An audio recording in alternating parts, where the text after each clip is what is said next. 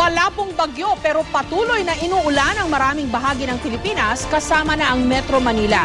Isa na ang iniulat na namatay habang 3 pa ang nawawala.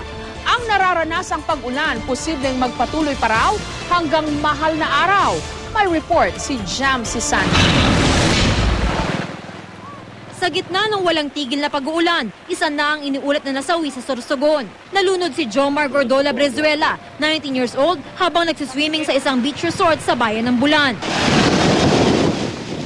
Ang 61 years old na si Aida Floralde naman, patuloy pa rin pinaghahanap matapos tangayin na umapaw na tubig mula sa ilog sa bayan ng Bulusan. Pilit doon ang biktimang tumawid sa tulay noong mga oras na nangangalit ang ilog. Nakarating naman sa National Disaster Risk Reduction and Management Council ang pagkawala ng 2 mangingisdang pumalaot sa Gigmoto, Catanduanes. Nitong Martes pa sinimula ng paghahanap kina Efren Templo Nuevo at Michael Toonan.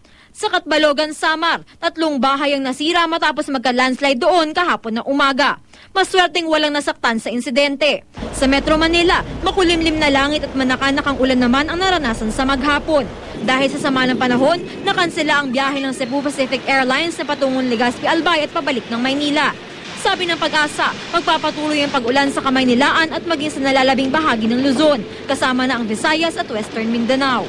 Maliit po ang chance nitong maging bagyo, subalit patuloy po nating i-monitor na sabing sama ng panahon. Kung patuloy pong kikilos palayo ng ating bansa itong low pressure area sa Sabado, asahan po natin na posible na pong gumanda ang lagay ng panahon sa nakararaming bahagi ng Luzon simula po Sabado ng gabi or sa Linggo ng umaga po. Pinag-iingat ang mga naninirahan sa mga mababang lugar, sa mga paanan ng bundok at tabing ilog mula sa banta ng baha at landslide. Dagdag pa ng Pag-asa, asahan ng magiging maulan ang darating na Semana Santa.